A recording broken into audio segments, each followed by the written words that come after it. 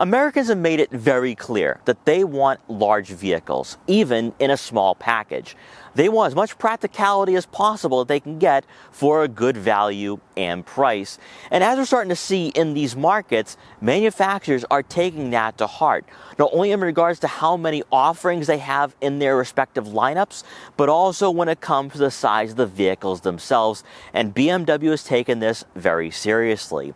The subcompact crossover market up to this point has mostly been seen as being lifted hatchbacks or very, very small crossovers.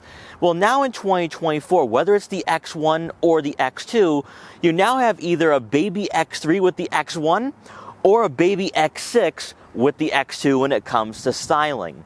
Now, the second generation X2 I'm standing next to today is significantly larger than the X2 it's replacing. In fact, as you can probably tell, it looks more like a traditional crossover than it did for the first generation. And in this video, we're going to go over everything. We're going to check out what is new for the 2024 X2. We're going to take a look at the exterior, the interior, take it out for a test drive, and see why, if you are looking at buying a subcompact crossover at around $50,000 or less, you might want to go with the X2 simply because of that practicality, but also in true BMW fashion, you also get some great driving dynamics that makes owning a vehicle like this definitely appealing and enticing. Now, before we get in this video, I want to give a huge shout and thank you to Herb Chambers BMW Sudbury in Sudbury, Massachusetts, for allowing me to do this review. The link will be in the description below so you can check out their extensive BMW inventory. Also, before we get started, make sure to hit the subscribe button and click the notification bell so you're notified every time a new video goes live on the channel. And so, without wasting any further time, let's get right in this review.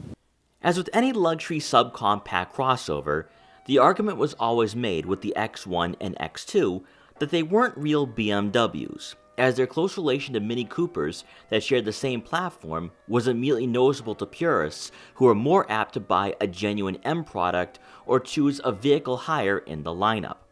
With demands and expectations forcing manufacturers to raise the bar even higher, the new X2, along with its X1 relative, have undergone significant changes to not only resemble the rest of the BMW family, but to also regain a foothold in a market that includes the Audi Q3 and Mercedes-Benz GLA. While a wide swath of car shoppers may still choose an X3 or X4, the 2024 BMW X2 is no longer a vehicle you can overlook. Starting off with pricing, the X2 xDrive 28i comes in at $42,000, which is an additional $1,500 over the X1. The biggest takeaways for this model year not only is the unique design that sets itself apart from its similarly priced sibling, but the growth spurt this vehicle has experienced compared to the first generation elevates the X2 from being a lifted hatchback to now being a baby X4 and X6. Growing nearly 8 inches in length, an inch in width, and almost 3 inches in height makes the X2 larger than the Q3 and GLA, giving BMW two options in the sub $50,000 market that on size alone could be more appealing for a smaller and younger family. There's also been an initiative for this generation to also be more versatile and adventurous, as the 8.1 inches of ground clearance will allow drivers to tackle winter road conditions and dirt roads, although we highly doubt you'll be doing any serious off-roading with this crossover. From a design perspective, we can quickly claim it's a baby X6, but when you take a closer look at the aesthetics of the front fascia, there's styling cues from both the iX and IM, especially in regards to the body lines and kidney grills. And while BMW could have been lazy and copied and pasted the same cosmetics from the X1 onto the X2, there's a distinct difference which does make a great first impression. With the full LED headlights, mesh grille, and angular bumper and fenders, this crossover does appear rather sporty even for a 28i, but also amongst its competitors has a more substantial presence and demeanor that was severely lacking last generation. Moving over to the side profile, the X2 will come equipped with 19-inch alloy wheels, with the ability to upsize to 20s and 21s for a more aggressive look. Ride quality is what you would expect from a subcompact crossover in this segment, as an X3 would likely be a better choice if you desire a more cushioned ride. And thanks to BMW reinforcing the rigidity of this platform, the X2 does feel agile in the corners, which does come at the cost of feeling the bumps and imperfections in the road just a bit more than that X3. You'll have body color folding side mirrors with turn signal indicators to go along with blind spot detection for added safety. Then coming around to the back, this is where the X2 not only looks like a crossover now, but also wears the same styling that's seen on the current X6. With the Sportback roofline, higher ground clearance, larger seat pillars, and aggressive cladding for the bumper, there's no question about where this X2 slots into place in the lineup. Any chance of redundancy with the X1 is eliminated, as the overall styling differs greatly from the boxier alternative, and if you're somebody that wants a striking appearance and to stand out on the road, that's where you may be drawn to the X2.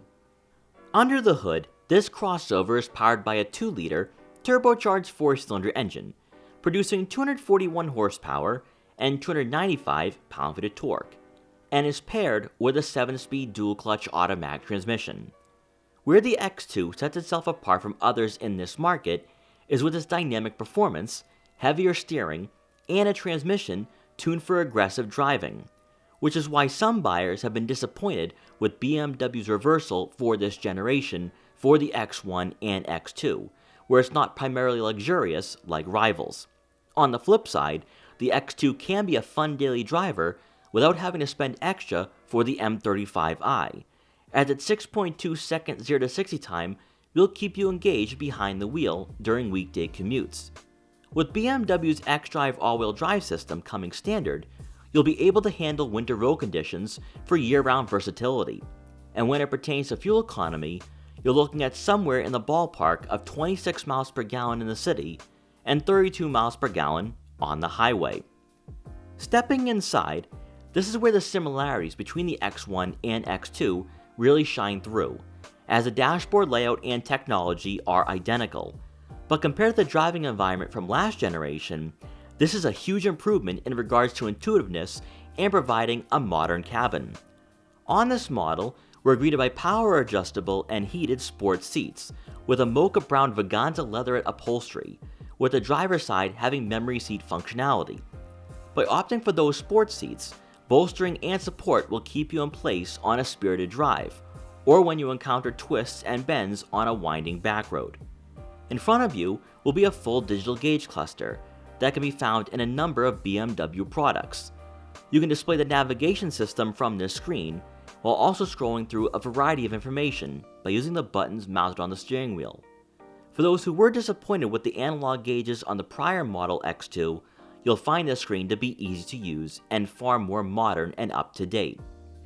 Then moving over to the user interface, this is BMW's new Android-based iDrive 9 system that we experienced with the X1 M340i last year.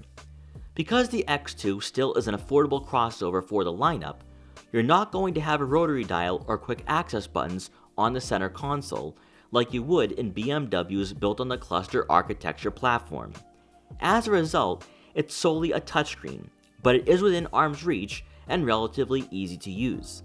Resembling the iDrive 8, it functions like a tablet, and you'll have touch-sensitive icons to the left of the screen to get you to the navigation map and media menu efficiently. Not too much of a surprise, BMW eliminated the button clutter, placing the dual-zone climate control settings at the bottom of the screen, where you can turn on the heated seats and steering wheel. Briefly returning to the center console, you'll find the My Modes icon, which opens up the Drive Mode menu, where you can switch between Comfort, Sport, and Eco, all of which adjust the throttle response and steering input. Our model today has a rear backup camera with trajectory to go along with parking sensors to help you navigate tight spots. Below, you'll have a wireless phone charging pad, and unlike most vehicles in this market, you don't necessarily have a center storage compartment, although you can fit some really small items like loose change or cash. Then to round out the front seating area, above will be a fixed panoramic sunroof, which brings in a lot of natural light to the interior.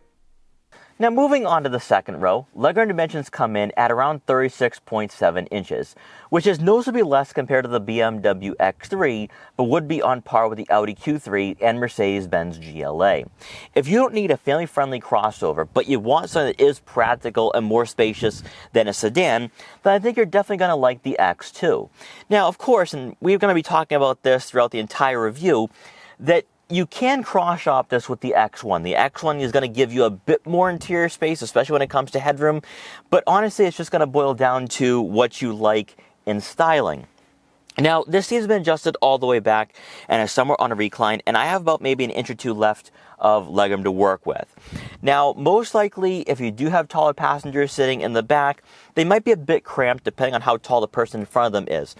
But if you have smaller children, I think this is a great, suitable vehicle for you because there is enough interior space compared to last generation, and also it is very accommodating. Now, of course, again, it's not an X3, but I think if you do live in the city or the suburbs and you park on city streets all the time, this is going to be a great choice.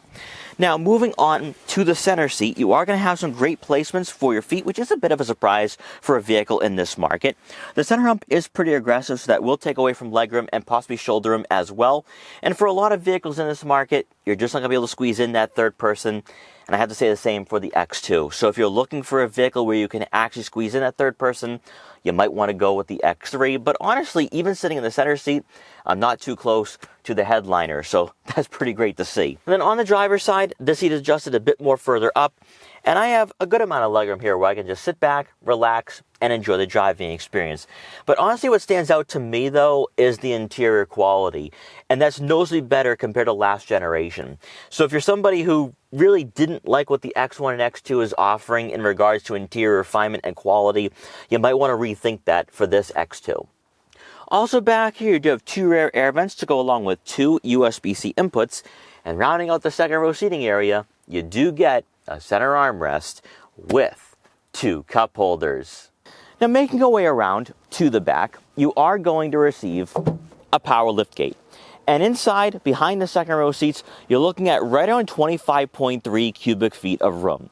Now, let's forget about the competition for a minute, because that is an improvement of 4 cubic feet of room compared to the outgoing generation. If you found that the X2 back in 2020, 2021 was more of a lifted hatchback, well, now you have more of a crossover design with this generation. I was able to fit all my camera gear today, no problems. So that's 3 bags of camera gear, a gimbal box, and 2 tripods. And I still had extra room for additional equipment if I wanted to go a bit more in-depth on the cinematography for this review. So I think that if you are going on a road trip with the family, you can easily fit 8 or 9 bags of luggage back here, no problem, especially if you get rid of the rear cargo cover, so that way you can stack on even more items back here. But compared to, say, the Audi Q3 or Mercedes-Benz GLA, this does outclass the Q3 by around 2 cubic feet, and the GLA comes in at around 15 cubic feet. So if you're looking for a practical subcompact crossover, you might want to go with the X2. And then interestingly enough, if you are cross-shopping the X1 and X2 and you're wondering which one is the better choice in regards to that interior space behind the second row seats, believe it or not, there's not that much of a difference compared to the X1 that we had featured late last year. So it's all going to boil down to what you like in the design. But in regards to practicality, BMW is leading the way in the subcompact crossover market. Then with the second row seats folded, you're looking at right around 51.7 cubic feet of room, once again outclassing a lot of its main competitors. So if you are not going to go all out with, say, an X3 or X4, and of course the X5 and X6, and you want something a bit more compact, maybe even more city friendly, then I think you're definitely going to like the amount of space you have here with the X2. Then on the left side of the rear cargo area, you will have some netting for some smaller items, such as maybe a couple water bottles, car detail equipment, or maybe even a first aid kit. And then on the right will be another cubby for some additional storage as well. But better yet, beneath the floor mat, you are going to have a spare tire. So if you do encounter a flat on your road trips or travels, you can fix that and be back on the road. And then also, as I mentioned before, you do get a rear cargo cover, which will keep all your valuable items out of sight. So if you are like me and you have camera gear or anything else of value, you can leave them back here and have that peace of mind knowing that no one will be able to peek in and steal what you have. And then once you're done, just press the button and the liftgate will close automatically. So we're now behind the wheel of the all-new 2024 BMW X2. Let's take this crossover out for a quick test ride to see how it performs, how it handles, how it drives, how it compares to other subcompact crossovers at this price point, but also how does it compare to last generation's X2? I feel like that's more important than this going up against, say, a GLA or Audi Q3, because the last generation X2 not only was very similar to the X1 styling-wise, but was more like a lifted hatchback. Even just from a practicality standpoint, it really didn't make sense to go in the X2 direction because you'd rather go with the X1 if you had a family. Now, for a performance perspective, you'd go with the X2 with the M340i. But now for the second generation, this is a bit of a different experience and a different take on the subcompact crossover market. Now, the last time I featured the X1 or this generation and a vehicle on this platform, a lot of people were commenting saying, well, what about the dual clutch? Because with the DCT, it can be a bit clunky, it's a bit sporty, and I think that's what BMW is trying to do here with this model. You got to remember that in this market, a lot of vehicles are going to have the DCT. Audi does with the Q3, and Mercedes-Benz has that with the GLA. Mercedes-Benz is going to lean a bit more towards a luxurious side, and Audi's more of a technological company right now, although the Q3 is built on the MQB platform. With the X2 though, and the X1, what has always held this vehicle back was that it wasn't built on the cluster architecture platform, which that underpins everything from the M2 up in the lineup, whereas the X1 and X2 are kind of sharing components with the Mini Coopers of the world. But with the X2 now, what you have here is a baby X6, essentially, not only when it comes to the styling, but also I think when it comes to the performance and the value that you're getting here at this price point. Even in base form with this Turbo 4, it is sporty. It seems a bit more on edge, and that is one huge difference compared to its competitors. Vehicles in this market with a Turbo 4 are really not going to be all that peppy or inspiring. As we've experienced with the GLA in the past, they have changed it a bit with the mild hybrid system. We don't have that with the X2, but honestly, even in sport mode, I'm not noticing that clunkiness. This isn't like a Volkswagen DSG. So if you are looking for a vehicle that is fun and sporty, but also compact, you might like what the X2 is offering right now, especially since you can get it in M35i form or go with an xDrive 28i. And I think either way, you really can't go wrong with what it's offering. And I think a lot of buyers right now who have really fallen in love with what the X1 is giving them is all about that practicality, but also the value, because it is a baby X3, whereas this now I think is going to draw in a different consumer demographic, someone who wants that sportier design, wants that sportier handling. They want a vehicle that does look fun and engaging, and they have that now, but they also have the interior space and practicality that comes along with this generation, because it has grown quite a bit in size. Now, obviously, if you are comparing this to, say, an X4 or an X3, there are going to be some key differences here, especially when it comes to the interior insulation, but also, of course, interior quality and refinement. It's not going to be a vehicle that resembles what we see from crossovers or even sedans from BMW that's built on the cluster architecture platform. However, one thing that does surprise me right now is that even driving around the city and suburbs at around 40 miles an hour, not really hearing a lot of that road noise. It's actually a very quiet cabin. Also in true BMW form, you have a very beefy steering wheel, which again inspires confidence, especially when you are going on those back roads, you're going on those road trips. And if you haven't seen already, I have been in sport mode this entire time, which really for a BMW, you kind of want to be in that mode at all times, and that's why I'm in sport mode, because on these back roads, I've noticed that BMWs handle very well, and they're very enjoyable in this particular drive mode. Well, some people will disagree that going from the 8-speed from last generation to the 7-speed is maybe a bit of a downgrade in regards to just the way in which this vehicle performs. I would actually disagree on that, because I think the 8-speed that was in the X1 and X2 compared to the ZF 8-speed in the rest of the lineup really just couldn't compare. With the 7-speed dual clutch though, what you have is a vehicle that does feel a bit more dynamic. This feels more on edge, and you're not going to be lulled to sleep driving even a base X2 or X1 around in the city and suburbs. What I also love too is that, again, this is not an M35i, but its handling is very competent, and there's a lot of inspiring confidence here when you are cruising on these roads. Now, for those wondering who are on the fence whether to go with the X1 or X2, let's talk about the amount of vision you have here behind the wheel of this crossover now. You have a nice panoramic view. A-pillars are a bit thick, so you might have some blind spots when you are approaching intersections or red lights.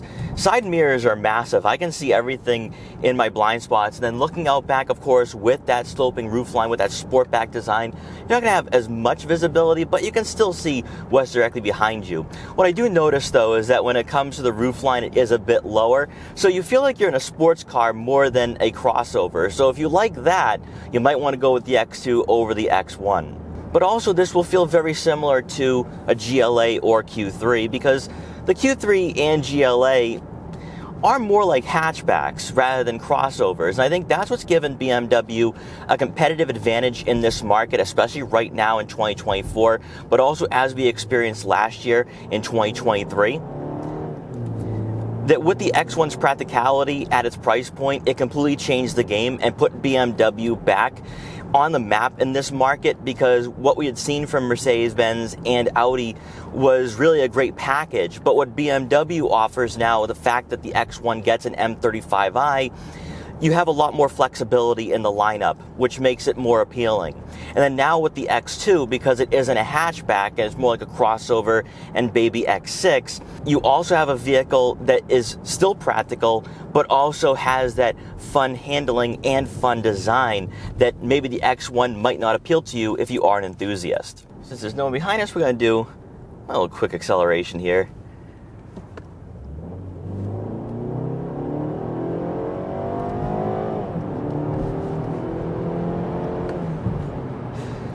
Honestly, for 241 horsepower, 295 pound-feet of torque, this gets up to speed very quickly.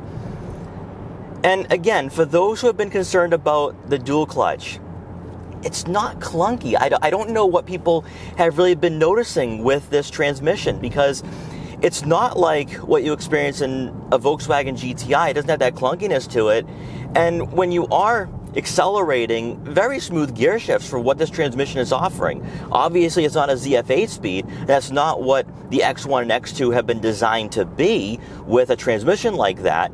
But with this 7-speed, it's very competent and also a very good power band. Now, I know a lot of people would say, oh, I'd rather go with the M35i, but if you're not somebody who is looking for the sportiest of transmissions or even the sportiest of suspensions, the X2 is going to give you quite a bit in regards to that handling, in regards to that straight line speed that the competitors are just not going to give you. Because I think a lot of us enthusiasts have been begging Audi to give us an SQ3 or an RSQ3, and which they'll never do that because they don't want to compete with other brands in their family. But also with Mercedes-Benz, yeah, you have to spend a lot more for the AMG product line. But I think with the regular base GLA, you're lacking that performance and you're forced to go in the AMG direction. Whereas with BMW, you can kind of not necessarily settle, but you don't need to go with the M35i to have a fun and engaging vehicle. Because I'm actually genuinely impressed with its handling, and I love the fact that it has this weighted steering. Now, of course, again, I'm still in sport mode, but you feel that with the rigidity of the chassis, and that is one of the huge things for this generation, and one of the things that the X1 and X2 were lacking in prior model years was that it just didn't have that same driving experience and driving characteristics that we saw with other vehicles in the lineup. And that's why I think the X1 has been received very well, and I also think that's why the X2 will be as well, because it does feel like it's blurring the lines now, that even though it's not built on the cluster architecture platform, it kind of feels like the X3, X4, not necessarily in regards to interior quality compared to the X5 and X6, but you kind of get the idea that the X1 and X2 are really baby versions of the X3 and X4, and that I think is what's really important for this vehicle, because you can't say the same for the Q3 and the GLA, where that delta is very wide when you're upgrading from those models to a GLC or Audi Q5, whereas this kind of feels like we're getting close to that X3, X4, just in regards to performance, but also I think even in regards to interior quality as well. It's not going to have as many soft touch materials on the dashboard and even the door panels, but it still feels like a true BMW. So ultimately, after this quick test drive for the X2 and having featured the X1 with the M340i, I think BMW has done a really good job at the entry point in their lineup. In the past, you would look at the X1 and X2, you might even overlook them and go straight for the X3. Now in 2024, it's not that simple anymore. I don't think you can just go the X3. If you're somebody who is looking at buying a vehicle under $50,000, you want a crossover that is practical, that is fun to drive, but also has the modern technology and layout that you're looking for, the X1 and X2 are giving you that. And the X1, with its popularity now, because of its size, because of its shape, I think now you have a vehicle that if you can't max out your budget, if you can't go past $50,000, don't feel as though you cheaped out. I think you've got a really good vehicle here, regardless of whether it's the X1 or X2. It just is going to come down to, again, what are you looking for in styling? Do you want to have that sportier or dynamic looking vehicle, or do you want more of a traditional crossover? And I just think that either way, what BMW has done here with this platform now, where even though it doesn't necessarily resemble vehicles built on the cluster architecture platform, it just feels as though that gap has now shrunk quite a bit. And that when you are cross-shopping it with other vehicles in this market that are not built on the same platforms that the models around $60,000 or $70,000 are built on, this feels a bit more refined, this feels a bit more on edge and dynamic. And I think if you are somebody who is an enthusiast, you're not looking for luxury only, you want a more well-rounded experience, that's where the X1 and X2 might be the better choice. So to wrap up my time with the 2024 BMW X2, did BMW do enough to make this X2 far more enjoyable and enticing compared to last generation, but also if it's a better choice compared to the GLA and Audi Q3? What I will say here is this, that the GLA and Audi Q3 are going to be more suitable for someone who's never owned a sports crossover or sports car in their lives, because the transmissions in those vehicles are not as clunky, they're not as dynamically focused, they're not as sports tuned. When you're hopping into a new X1 or X2, it's a completely different experience compared to the prior generation, because the 8-speed that was in the X1 and X2 was more forgiving, more smooth, but I wouldn't say would be anywhere on par with the ZF8 speeds with the rest of the lineup. The 7-speed dual clutch in this X2 is going to be more appealing to someone who likes having a sports crossover, likes having an engaging driving experience. And that is the major difference compared to the other German rivals in this segment. Now, I do think, though, that with this X2 having grown significantly, it's more practical than the GLA. So you now have that into the mix, but also this is a vehicle that now feels like a true BMW, much like I said with the X1. What they've done to this platform and chassis has really done wonders, in my opinion, but also when you look at what the X1 is doing in regards to sales, buyers are now responding to that. They're responding to what BMW is doing on the lower end, on the more affordable end in the lineup. And the same goes for the X2, since it has the exact same interior, but also now with the dimensions, it's a more family-friendly crossover at this price point if you're not looking at buying an X3. But when you are comparing it to its rivals, you have to remember that BMW is going to be focused on the handling, on the stiffer suspension, on having a transmission that's going to pair up very well with its powertrain, but also with the other driving dynamics that makes up this vehicle. And because of that, I think that if you are somebody that is looking for a fun commuter vehicle, a fun daily driver, you're going to want to go with the X2. In regards to luxury, it's definitely on par with the Q3 and the GLA, But if you're looking for something a bit more relaxed, laid back, a vehicle that prioritizes luxury over everything else, you might want to go with the GLA, you might want to go with the Q3. But I think that in regards to an overall package, what BMW is giving you now for 2024, the X2 is most certainly a worthy choice in this market, but also far better than the last X2 that I had featured on this channel. So guys, I hope you enjoyed this review. If you did, please like, comment, share, and subscribe for more. Also make sure to follow me on Instagram at Boston Autoblog so you can see what I'm up to and what vehicles I'll be featuring in the future. And I will see you guys next time.